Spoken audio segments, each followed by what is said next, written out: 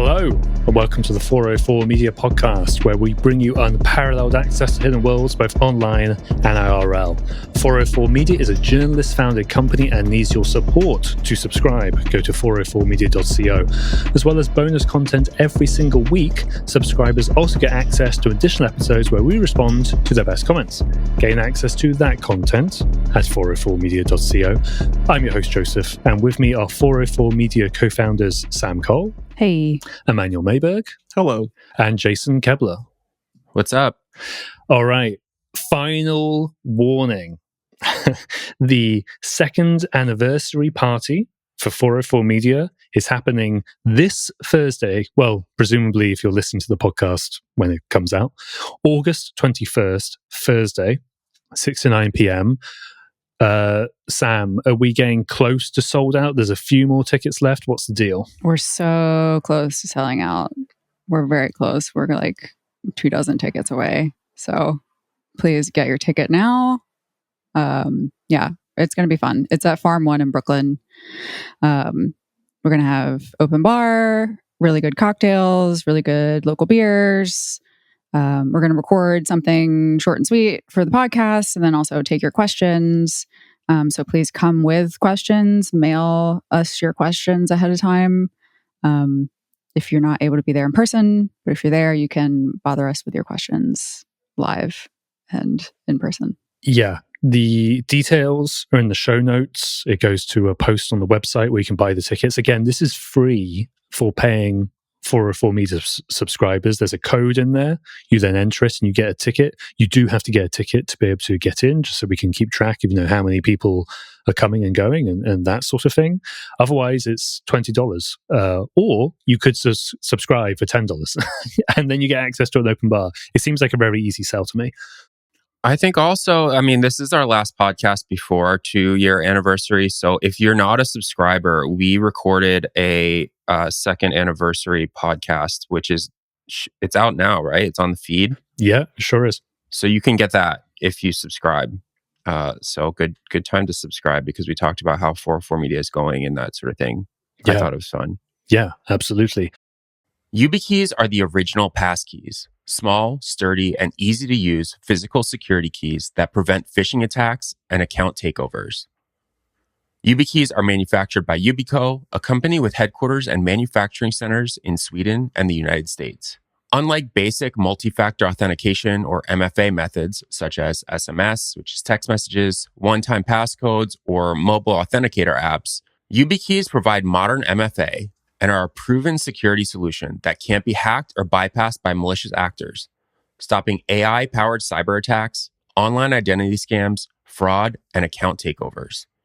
YubiKeys help businesses of all sizes, from large banks and tech companies to critical manufacturers, energy concerns, and government agencies, stay ahead of evolving cyber threats and regulatory requirements. They also protect individuals and everyday users by securing email, banking, and social media accounts, password managers, productivity tools, developer tools, and more. For more information on how YubiKeys secure applications, services, and accounts for both individuals and businesses, visit yubico.com/404media. And for a limited time, get $10 off your order of exactly 2 keys from the YubiKey 5 series or Security Key series using the code 404media10 at checkout. That's yubico.com/404media. Use code 404media10. All right, we'll leave that and we'll go to this week's stories. This first one is one written by Emmanuel, a really amazing, deep investigation here. The headline is, How Tea's Founder Convinced Millions of Women to Spill Their Secrets, Then Exposed Them to the World. Again, this is a massive investigation, involves former employees, people directly involved, documents, text messages, all of this other sort of stuff as well. So we're not going to be able to talk about everything. So I'm pulling out some important parts that I think are worth talking about on the podcast. But that said, Emmanuel, could you just remind people what Tea is exactly and sort of what it promised, and then we'll go from there? Tea is an app that went viral in late July. It pitches itself as a women's dating safety app. And basically the way it works is women can create an account after they verify that they are in fact women, and they then share information about men that they know or have dated, thereby allowing other women to stay away from them if they're bad, or have other women vouch for them if they're safe and good to date. The app was hacked in late July, just like a week after it went viral. It initially we found out about it on 4chan because they gained access to the back end, got all these selfies and images of IDs that women shared with the app in order to verify that they're women. That was the initial hack. Shortly thereafter, we discovered a second hack via an independent researcher, which was far worse. This one included a lot of private messages between users. Over 1.1 million, I think, is what we could verify was leaked. And these are incredibly sensitive conversation between women talking about like very personal, very intimate things like abortions, cheating partners, things like that. Yeah, and the app is still popular, it seems. I was trying to load the App Store. Far more popular than it was when these hacks happened. I think at the time when we wrote these stories about these two hacks, they were at 1.16 million users after their like viral moment in the news before the hacks, and then now they claim almost 7 million. So many times over more popular. It is weird the impact that data breaches can have, even those that put people's safety at direct risk. I mean, okay, we'll move on from that. So that's what T is. Let's step back a little bit in time. Who is Paula Sanchez, and what did T want with her exactly? Yeah, so Sam, not to put you on the spot, but um, Paula Sanchez is the founder of this movement and community and collection of Facebook groups called Are We Dating the Same Guy? And essentially that does basically exactly what T advertises, but it does it on Facebook, and it kind of grew organically. Uh, Initially, the first group was started by Paula in New York, and it became very popular. And people opened other groups across the country and in Canada, dedicated to different cities, and that just like exploded in popularity. Also, there's over 200 groups, 7 million members across all these groups, and Paula is still like the administrator of all of it. But we first heard about um, Are We Dating the Same Guy from Sam. If you kind of want to talk about how that came up for you and like why these groups are useful and popular. Yeah. So I think we first started reporting on these at least when this man sued like 27 women and a bunch of different parts of like Facebook and Meta and Patreon and GoFundMe and all these other entities because he was included in an Are We Dating the Same Guy group in Chicago. So he had started this hoping to be a class action, but started this complaint against Paula and then a bunch of other women saying that these women were in these groups defaming him.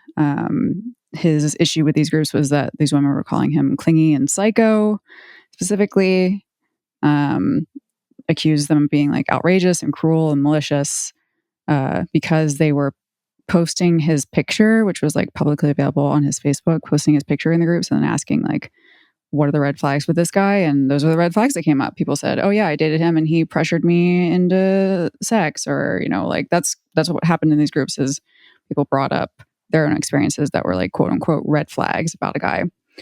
So yeah, that was the first time we came across this. And it's only gotten bigger from there. That was in early 2024. Yeah, that complaint didn't go anywhere because that guy went I think he got taken down for like tax fraud or something. So yeah, it didn't go very far. Yeah, so we write these stories about the T hacks. Sanchez reaches out to us and says, basically, I never talk to the press. I am under a lot of pressure because of lawsuits like this, because of something our friends at Wired covered, where there were these groups of men who, again, were upset about the information women were sharing about them on the Are We Dating the Same Guy Facebook groups. They organized on Telegram to like dox women there. She's just been through a lot because she's behind this community. But she said, I need to, I don't want to do this, but I need to tell you some stuff that I know about T. And the gist of that is that beginning in late 2022, people from the T app, even before it officially launched, reached out to Sanchez and said, hey, we're doing exactly what you're doing, but we're doing it in an app. We think we could do it better than you. We need a face and founder to kind of go around and present this out to the world. And we think you'd be perfect for this because you're behind the Are We Dating the Same Guy uh, community. And she never responded to that. Again, for the same reason that she doesn't respond to a lot of requests that she gets. And from there, things got pretty weird and I would say aggressive from T's direction. Yeah. So T is trying to create this app. Obviously, eventually they do create the app. They ask Sanchez, who is the face of this phenomenon, basically, are we dating the same guy? Hey, we really would like you to come on board with T and be the face of our app. Obviously, there's probably some incentives there in that the CEO of T is a man, and it would probably be useful to have, well, first of all, a woman. Secondly of all, a very respected woman who's already been doing all of this safety work. You can see the reasons why there. You say something changes when she doesn't reply. I mean, I have a short list here of things, and I'll make sure we touch on all of them. But what starts to happen when Sanchez sort of turns down T's request? The first thing they begin to notice, not just Sanchez, but this community of moderators that are helping to keep the Facebook groups like healthy and useful to women, is that all these users are showing up and posting about T and replying. Like, let's say a woman comes into a group in San Diego, posting about a man she's about to go on a date with. Like, does anybody know him? And a bunch of the replies are like, yeah, I know him, and there's nothing about him in this group, but you should check out T. I think I saw something about him there. And this is happening again across like 200 groups. And the moderators are noticing that these accounts are behaving like spam, and some of the women are reporting back in reviews on the T app, on the app stores, and then just like talking amongst themselves, being like, I signed up because someone told me that I can find information about this man there, and there's nothing there. And to be clear, I did not find any evidence that T itself was behind this, but it was very clear that these accounts were not authentic activity. These are probably accounts that were hijacked by some sort of like spam operation. And this is something that is common on Facebook. There's all these accounts that are compromised. Then some sort of company, you can pay them to advertise whatever you want. And they just like use compromised accounts in mass to promote a certain product or message or what have you. So again, we couldn't confirm that T was behind this, but it's clear that there was like inauthentic marketing of the T app, specifically targeted the Are We Dating the Same Guy groups. Yeah, that's pretty weird and pretty suspicious. Jason, maybe just briefly, because you have reported a lot on hijacked Facebook accounts. What does that look like? How can you tell an account on Facebook has been hijacked? Yeah. So again, we can't say for sure that T knew that these accounts were hijacked. Like, I feel the most likely mechanism was probably they were paying for like boosting on Facebook, which is a service that a lot of companies offer. And it's basically like promote my company across Facebook or promote my Facebook content by having a lot of likes, a lot of replies, et cetera, et cetera. And I bring this up just because This has been the case with a lot of the AI slop reporting that I've done, where a lot of the accounts that are commenting on Facebook slop are hijacked accounts. And the way that you can tell that they're hijacked accounts is, well, sometimes the name in the URL, like the name on Facebook and the URL name are totally different. And so someone has like taken, I don't have the exact specifics in front of me right now, but they'll take like facebook.com/Jason Kebler. They will take that account and then they'll change it to like Diane Smith and change the Facebook profile picture. They will then, change all the information on the account as well. But that URL is permanent and can't change. And so that is like one way that you can tell. And in one case, Emmanuel was able to find a woman's new account where her first post was, "My old account got hijacked." Oh. Yeah. And so, I mean, that was like a really good tell, but basically it's like this happens in huge, huge numbers on Facebook. And so it's a very common thing, super shady and bad that this happened in this case. But there are so many services out there that sort of sell like, we'll boost your content using our army of Facebook bot accounts. And sometimes they might not even advertise them as bot accounts. They might just say, we'll boost your content on Facebook. But then the way that they're doing it is through like a botnet of zombie accounts, more or less. Yeah, that makes sense. But T did other stuff on Facebook. So again, they couldn't convince Sanchez, so then they start doing these other things like boosting the T app. It sounds like potentially misleading some people to join the app and then finding there isn't actually any information about the guy they're looking into or dating or whatever. What's with these fake Facebook groups that look a lot like Are We Dating the Same Guy, but they're not? So what's the deal there? Yeah, so one of the former employees I talked to at T, Veronica Mars, she had a lot of tasks that were related to promoting the app. But one thing she did is she was handed a number of Facebook groups that were started by the CEO of T, Sean Cook, and they were just called "Are We Dating the Same Guy?" and insert name of city, and then at the very end it said T app. So they used the branding of the original grassroots movement, appended the app name to it. So I think, to be fair, like they had something in there so you could tell that it wasn't that it was a T app affiliated thing. But she said that many times she had to explain to people who reached out to her that these groups were not related to Paula Sanchez's thing. They just assumed that it was, and people were reaching out to her looking for Sanchez, and they were just confused. This is another thing that you can see in the reviews for the app, is that people thought that it was it was an official Are We Dating the Same Guy app, and that just wasn't the case. Well, it's funny you bring that up, and like that confusion, especially in the reviews, because after we posted your investigation today, and obviously I just posted it to Blue Sky and various other platforms, I think I got a reply from somebody who it seemed was confused in that respect, and like, whoa, but Are We Dating the Same Guy and T are the same thing? It's like, first of all, please read the article, because that's the entire point. Second of all, oh, that confusion has permeated where some people believe that, and you can't really blame them because they've been misled by these Facebook groups. Yeah, and it was very targeted, and there was a lot of effort put behind it. It was going for a long time, and then at some point it shifts.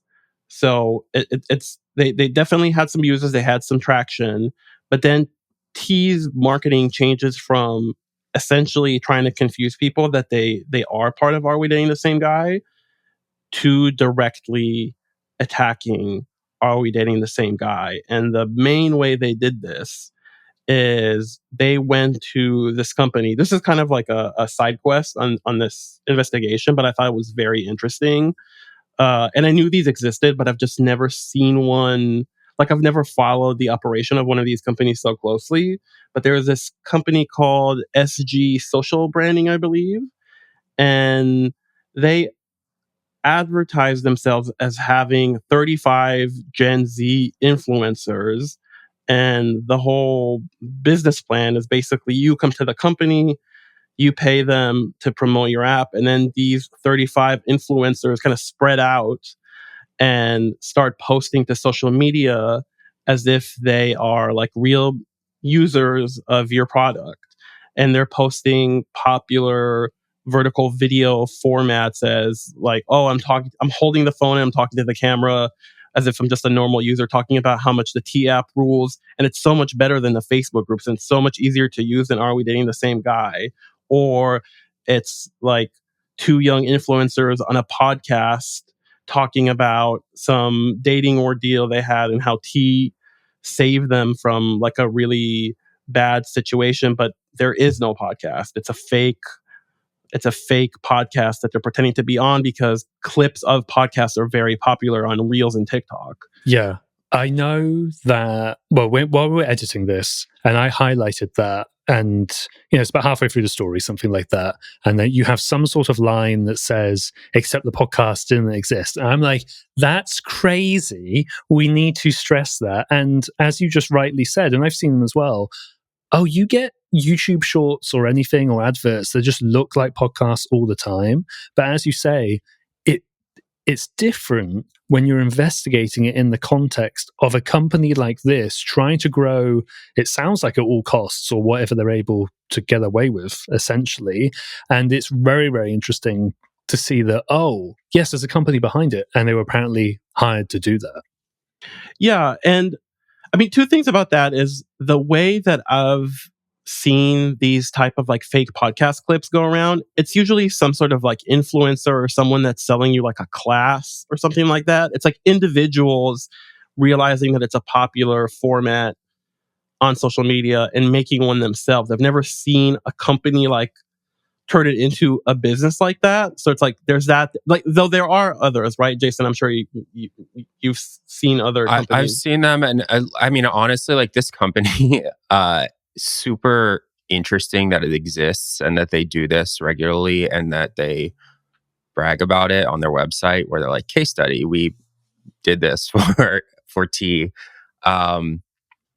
But I guess it's honestly just how like marketing works these days. But they'll do like man on the street, quote unquote, man on the street interviews, which is like, a very common thing on TikTok when you're just scrolling through and you have people shoving microphones in other people's faces. And like, spoiler alert, not all of those are real, or at least they're not random people many of the times. But yeah, I found that part to be like really interesting. The other reason that it's different, in my opinion, is because, through the investigation, we noticed very clearly that there's a pattern, right? Like, that's why I opened with this message that Sanchez got from T about them wanting to have a face for the app. And there's even stuff that didn't make it into the story that it just like clearly Sean Cook was going around and looking like, I need a woman. I need like a young, attractive woman to sell this story, in order to sell this app. And the thing that finally works, and I think the thing that actually made him viral in late July, was these social videos. And it's just like the idea that there's a man paying 35 young women to pretend to like authentically engage with this app and talk about how it's so helpful in online dating. And then all these women that signed up because of this, whatever, all marketing is deception, but it is deception. And then like be so severely compromised. It just like, it's a really, really nasty example of this type of marketing, I think. Yeah. And I think that kind of leads into one of the couple of other things I was going to ask, which is that what did we learn about T's CEO during this? Like this article is not a profile. It's much more about the growth of the company. But of course, him being the founder and the CEO, he does come into that story. And of course, he's ultimately responsible for everything that's going on here. What did we learn about Sean Cook, I believe, in this piece? So I would say that Sean Cook is like stereotypical San Francisco, Silicon Valley executive. had what seems like a pretty big job at Salesforce, which is like a gigantic company, a gigantic tech company, and was there for many years.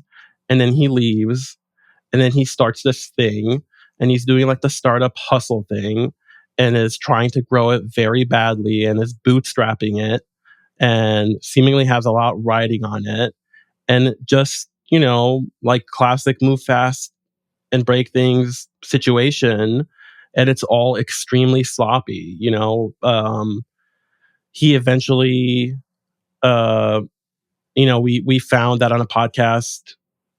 He says he has like a team of developers in Brazil and how great they are, but we looked into that, and that is just like two freelancers that were hired from like a software engineer freelancing program in Brazil, and I'm sure they do fine work. Like, I'm not disparaging the platform in general, but if you're looking to define why they had these security issues, it's because he did like the quickest, cheapest way that you can develop an app like this. Yeah. And just to remind people, the security issue for the driver's license one, at least, the initial breach, was that it was essentially an unprotected bucket of data that anybody could log into without authentication, which is obviously security 101. Right. And he doesn't know anything about programming. He admitted that as well in some other interview.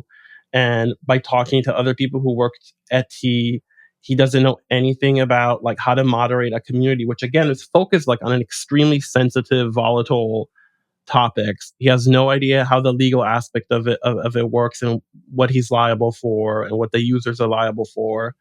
And I think one of like it's not the worst thing, but I think it just indicates how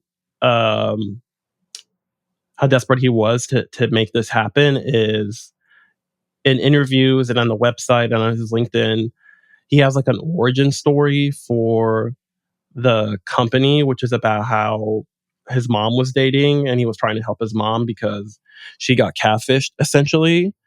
But one of the things that the messages that he sent Sanchez starting in late 2022, is at the time it was his fiance reaching out on T's behalf. And she says that they started the app together because of her bad dating experiences. And that relationship ends. His fiance kind of leaves the company and exits the picture, and then like the story changes. And it's like, again, that's not uh uh like the worst thing in the world. Probably the worst thing is once his fiance leaves, he takes over like this Terra persona that represented T officially on Facebook and in the app. So it's like if you had a support issue and you talk to someone in the T app, you were talking to Terra, which presumably was once his fiance, but then was him. So he's on the app pretending to be a woman talking to other women who are on the app in order to like weed out men who are being deceptive in some way. And it just like the dishonesty in that, and like the just like betraying people's trust and his users' trust, I think is pretty bad. Yeah. How about to round it off, I will just read out what T's statement was. Of course, you sent a very detailed list of specific questions and specific facts that we were publishing in this story. They didn't answer those, but they did say, and this is quite long, so maybe I won't read all of it, but they say, quote, building and scaling an app to meet the demand we've seen is a complex process. Along the way, we've collaborated with many, learned a great deal, and continue to improve T. They then say, what we know based on the fact that over 7 million women now use T, with over 100,000 new signups per day, is that a platform to help women navigate the challenges of online dating has been needed for far too long. And then it repeats it's one of the top apps in the US. All right. Should we leave that there? When we come back, we're going to be joined by our intern, Rosie Thomas, to talk about one of her stories about GPS trackers on TikTok. We'll be right back after this.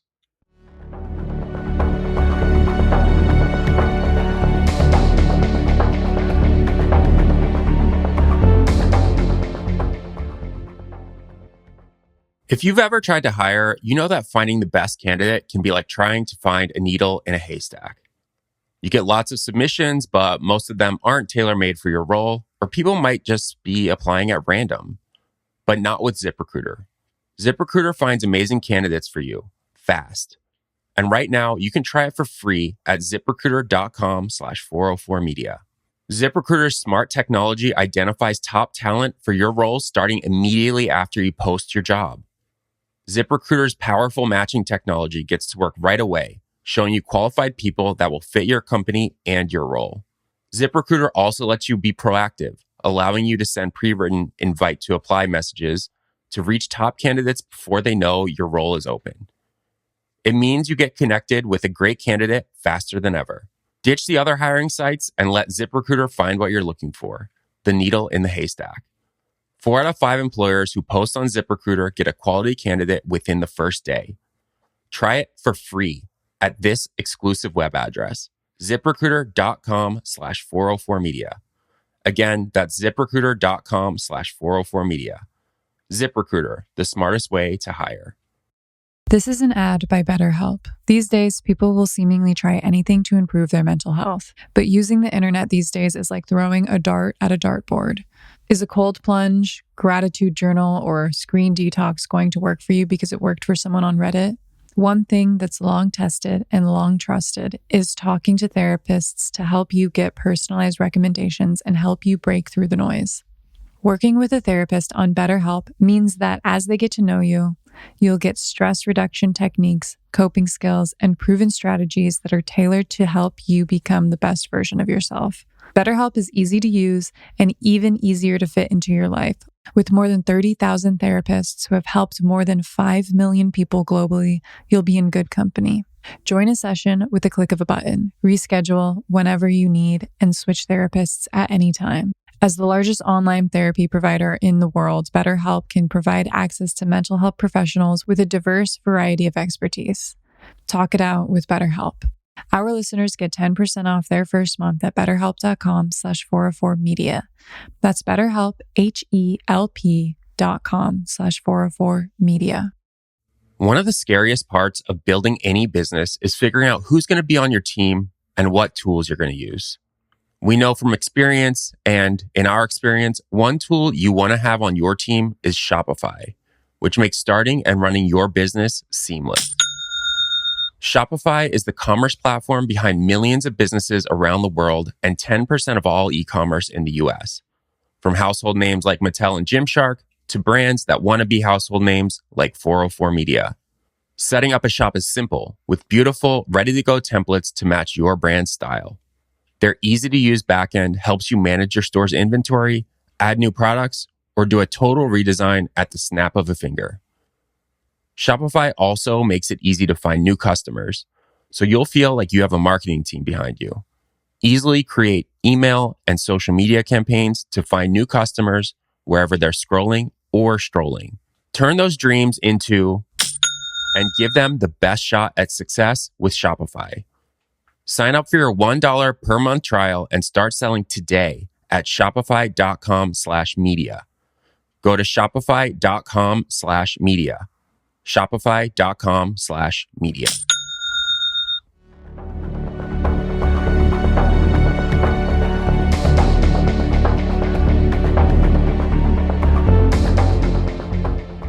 And we are back. Rosie, thank you for joining us. This headline for one of your stories is TikTok shop sells viral GPS trackers marketed to stalkers. So there's a lot of video here. We're not going to show it right now. I'm just going to let you describe it. Could you just describe one of these videos? What are we seeing in one of these TikToks?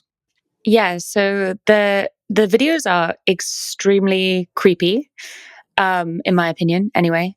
And they basically show kind of repeated shots of a little black tracker being stuck to like different areas of a car.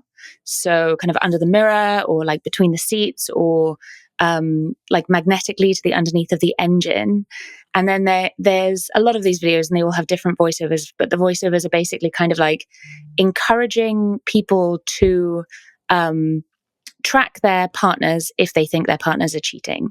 So it's kind of like, if you think your girl is out with friends every night, you should put one of these on her car. Or, not everybody who uses this is crazy. They just want answers. And so they're very much being framed as a way to kind of calm somebody's suspicions about a cheating partner. One of them says, "Don't let what happened at the Coldplay concert happen to you." And obviously, Jason has reported on the Coldplay concert in the recent past. So the way I see this is obviously in the context of, stalkerware, abusive partners, that sort of thing. Way back at Motherboard, when we worked there before we launched 404 Media, me and our colleague at the time, Lorenzo, we did a big series about stalkerware, which is where abusive partners would get their partner's mobile phone, usually an Android. They would install spyware on it, which would track their physical location, record their text messages, listen to their phone calls, maybe get their emails, all of that sort of thing. And this just seems to be obviously very much in the same realm. When you first saw and so there's that element. And then the second is that it is being marketed so openly on TikTok and TikTok Shop that we'll talk about shortly. Rosie, what did you think when you saw this, not on some weird underground forum, but right there on TikTok? Like, what did you make of that? I think it's interesting because these trackers exist. I mean, trackers exist in like Apple AirTags exist, and people can buy Apple AirTags. But the fact is that selling an Apple AirTag with like a very overt and explicit encouragement that the person who is being tracked by the AirTag shouldn't know about it is fundamentally like disturbing, I would say. Yeah, Sam, you've reported on Apple's AirTags and how that was used in stalking. Can you just briefly remind us about that? Because everybody knew that was going to be a problem. Apple introduced these mechanisms where, well, your phone should get alerted if an AirTag is nearby you and that sort of thing. But that didn't always work out to be the case. What did you report at the time, Sam, when it came to AirTags and Apple? Yeah, I mean, this was a ongoing beat for a couple years, I would say, in like 2023, 2022. Obviously, it's still a problem that's ongoing. If I recall correctly, and it's been a while, the reason why we started reporting on this originally was because we reached out to a bunch of police departments and got a bunch of like incident reports and narratives back from when people had called the cops or like filed reports about stalkers and exes and abusers who were stalking them via AirTags, and they were leaving AirTags like in their cars, or like exactly what Rosie saw on TikTok and what she's describing is taking the AirTag and putting it like in the gas like tank door, in the wheel wells. I wrote a story about this woman who was fighting for custody of her kids, and her ex-husband was putting the AirTags like in her kids' clothes to track her. And police at the time just kind of like didn't know what to do with that information. They were kind of like, well, what's an AirTag?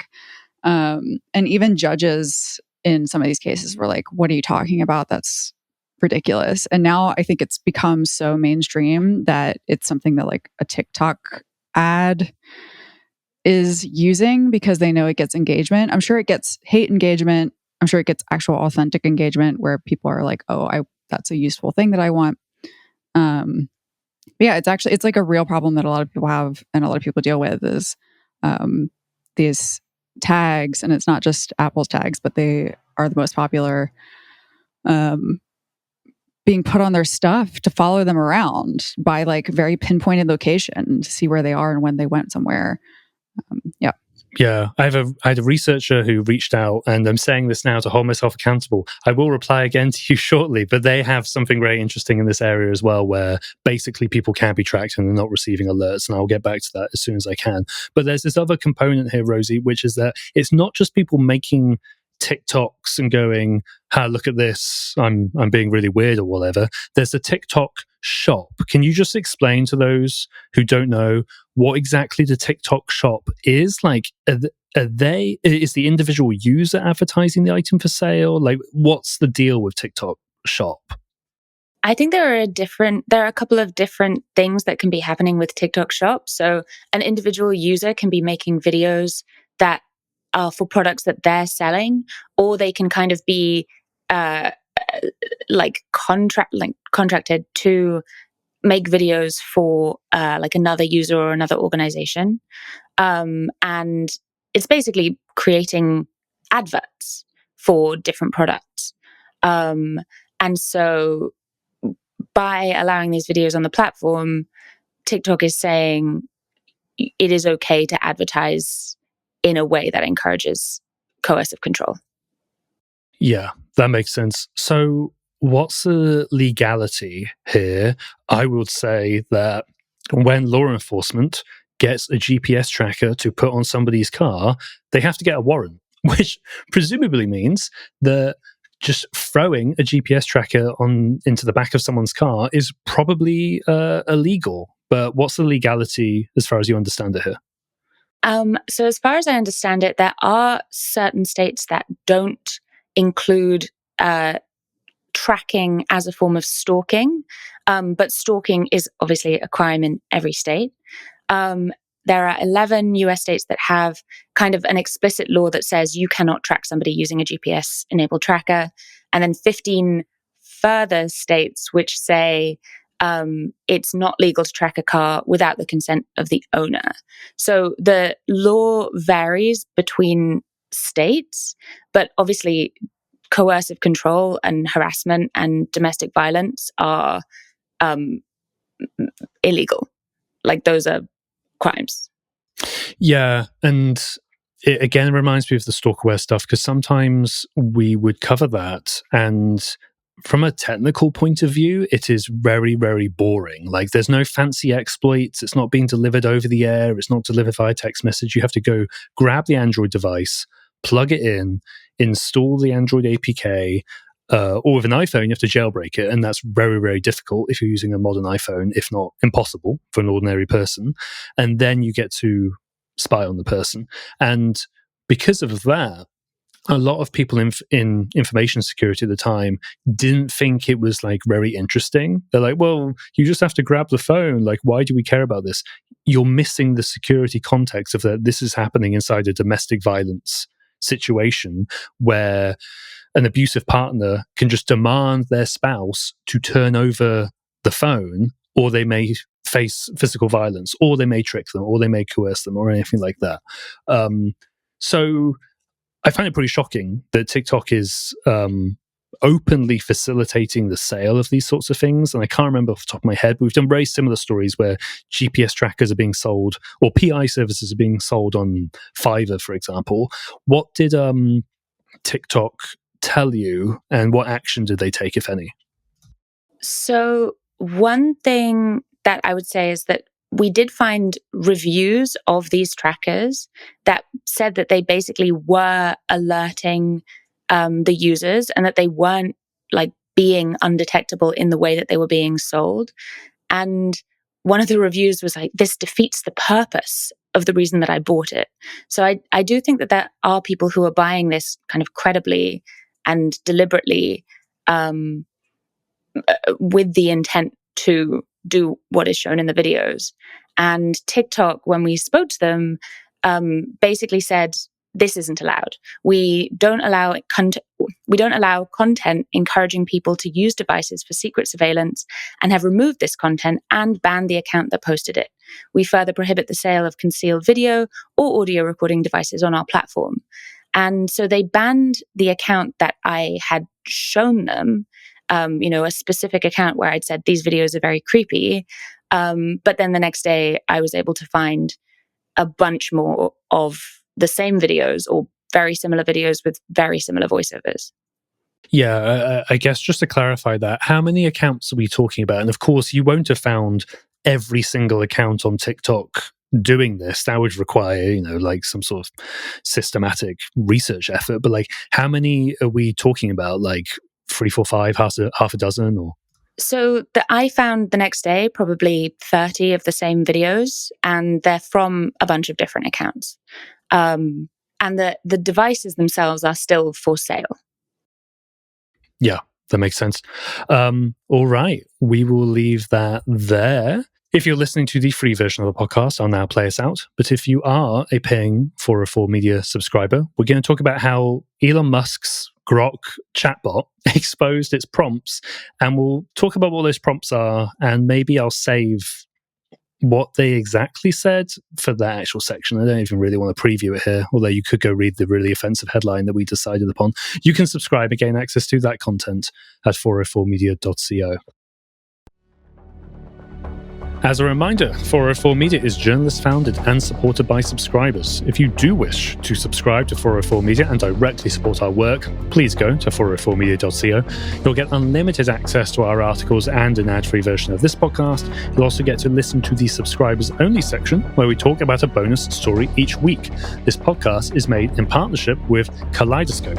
Another way to support us is by leaving a 5-star rating and review for the podcast. That stuff really helps us out. Here is one of those from Kusi2344. The 404 crew do great original reporting, and every single story on the podcast is worth engaging with. Thank you so much. This has been 404 Media. We'll see you again next week.